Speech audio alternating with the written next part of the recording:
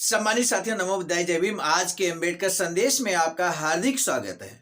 आज के अम्बेडकर संदेश में आप जानेंगे कि कम्युनल अवार्ड से अस्पृश्यों को क्या लाभ थे और पूना पैक्ट से क्या हानि पहुंची है अस्पृश्यों को। आज के अम्बेडकर संदेश में हम बहुत स्पष्ट आपको बताएंगे। सम्मानित साथियों, आज के बाद कम्युनल अवार्ड में जो लाभ था हमारे समाज को, हमारे बहुजन समाज को, अस्पृश्य समाज को, यूं कहें कि दलितों को, या दूसरी संवैधानिक भाषा में SC ST भी हम कह सकते हैं, कुछ सबसे ज्यादा जो फायदा होने वाला था कम्युनल अवार्ड से, वो यहाँ पर छीन लिया गया पूना पैक्ट के माध्यम से। और Poona pact versus communal award पर विशेष फोकस होने वाला है आज का अम्बेडकर संदेश। बहुत ही संक्षिप्त रूप में हम लेकर उपस्थित हुए हैं। आज के अम्बेडकर संदेश के बाद किसी तरह की कंफ्यूजन आपको नहीं रहेगी, इसलिए इंपॉर्टेंट होने की वजह से आज के अम्बेडकर संदेश को हम आपसे सुनने की अंत तक गुजारिश करते हैं। आइए लेकर चलते हैं आज के अम्बेडकर संदेश की तरफ। बाबा साहब लिखते हैं कि कम्युनल अवार्ड से अस्पृश्यों को दो लाभ थे। पहला, पृथक मतदाता प्रणाली द्वारा अस्पृश्यों को सीटों का निश्चित कोटा, जिन पर अस्पृश्य उम्मीदवारों को ही चुना जा सकता था।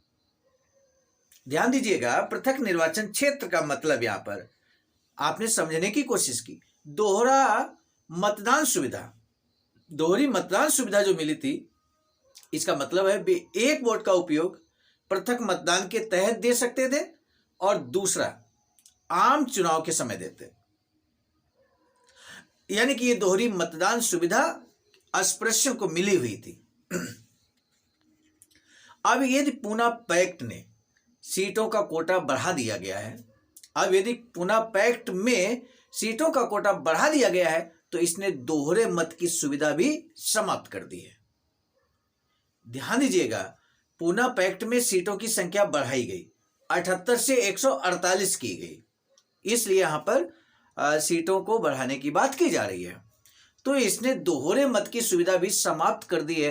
यानी कि जो यहाँ पर दूसरा बिंदु था दोहरी मतदान सुविधा, वो यहाँ पर समाप्त हो गई पूना पैक्ट में।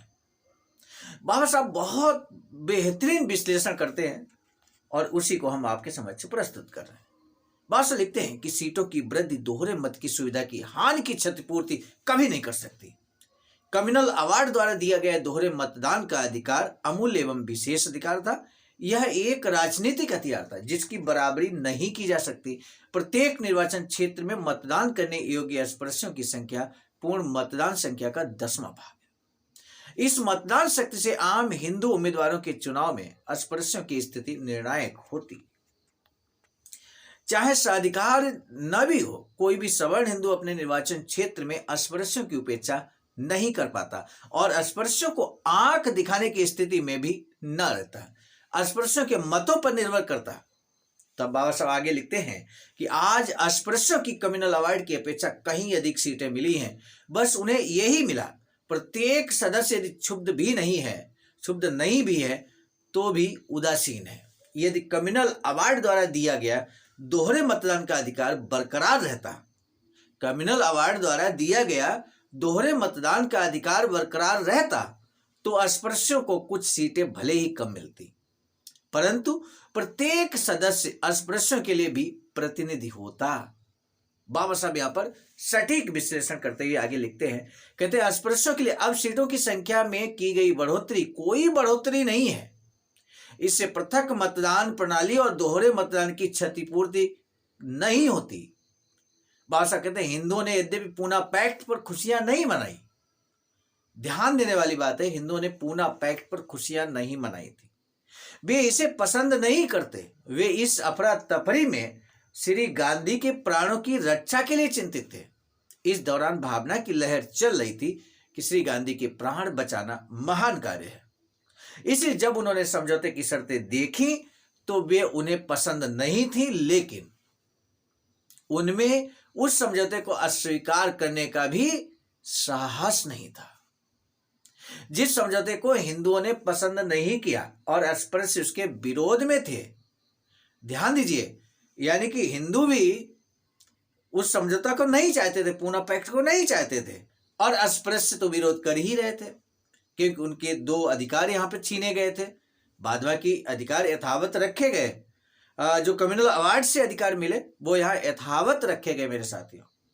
यहाँ कोई नई मांग, नई चीज नहीं शामिल हुई, बजाय कि 78 सीटें जो थी पहले सामान्य निर्वाचन के तहत, अब वो 148 हो गई पूरे देश में। इसके अलावा कुछ भी यहाँ पर लाभ नहीं कहा जा सकता। और ये जो बढ़ोतरी हुई, बाबा साहब स्वयं कहते हैं कि ये कोई बढ़ोतरी नहीं है किसी तरह की। ये उन 2 अधिकारों का पृथक निर्वाचन प्रणाली और दोहरी मतदान सुविधा की भरपाई ये नहीं कर सकती सीटों की बढ़ोतरी। तब बाबा साहब कहते हैं पुनः पैक्ट को दोनों पक्षों को स्वीकार करना पड़ा और उसे भारत सरकार के अधिनियम में शामिल कर लिया गया। भारत सरकार अधिनियम 1935 में इसको शामिल किया गया। आगे क्या षड्यंत्र रचते हैं ये जो पुनः पैक्ट होता है, इसको लागू करने के लिए, इसकी शर्तों को लागू करने के लिए कम्युनल अवार्ड से मिली 2 अधिकारों को छोड़कर जो छीन लिए यहाँ पर, उसके अलावा जो सभी सुविधाएं कम्युनल अवार्ड में मिली थी उनको लागू करने के लिए एक कमेटी बनाई जाती है और उस कमेटी के माध्यम से यहाँ पर हिंदुओं के द्वारा किस तरह षड्यंत्र रचा जाता है, अगले अंबेडकर संदेश में हम आपको बताएंगे। आज के अंबेडकर संदेश का जो प्रश्न है वो प्रश्न हम आपसे जानना जरूर चाहेंगे, क्योंकि महत्वपूर्ण प्रश्न है। आपको बस ये बताना है कि पुनः पैक्ट के माध्यम से किन 2 अधिकारों को अस्पृश्यों से छीना गया था। जो बाबा साहब ने कम्युनल अवार्ड के माध्यम से अधिकार यहाँ अस्पृश्यों को दिलाया था, उनमें से 2 अधिकारों को छीन लिया गया पुनः पैक्ट के माध्यम से। आपको ये बताना है कि पुनः पैक्ट के माध्यम से वो 2 अधिकार कौन से छीने गए। 2 लाइनों में आपको आंसर दे देना है।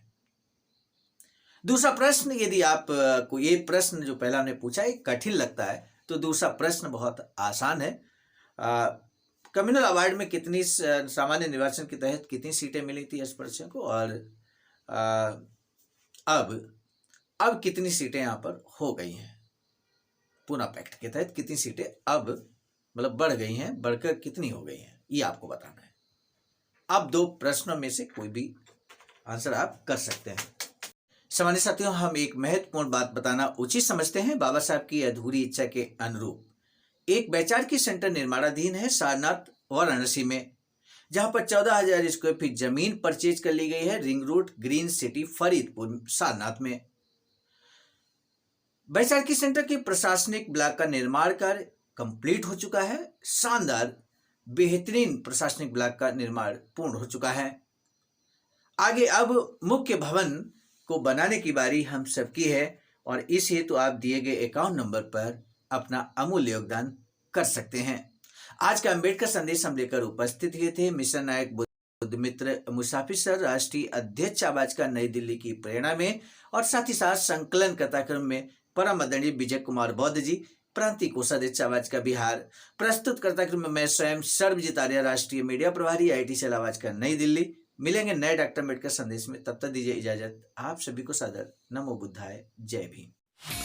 सामान्य साथियों, यदि आप हमारे इस चैनल आवाज का ऑफिशियल, जिस पर नियमित सुबह 5 बजे डॉक्टर अम्बेडकर संदेश आपको मिलता है, आप हमारे इस चैनल को सपोर्ट करना चाहते हैं, तो हमारा आपसे निवेदन है कि आप हमारे इस चैनल को सब्सक्राइब कर लें, वीडियो को शेयर, लाइक, कमेंट जरूर करें।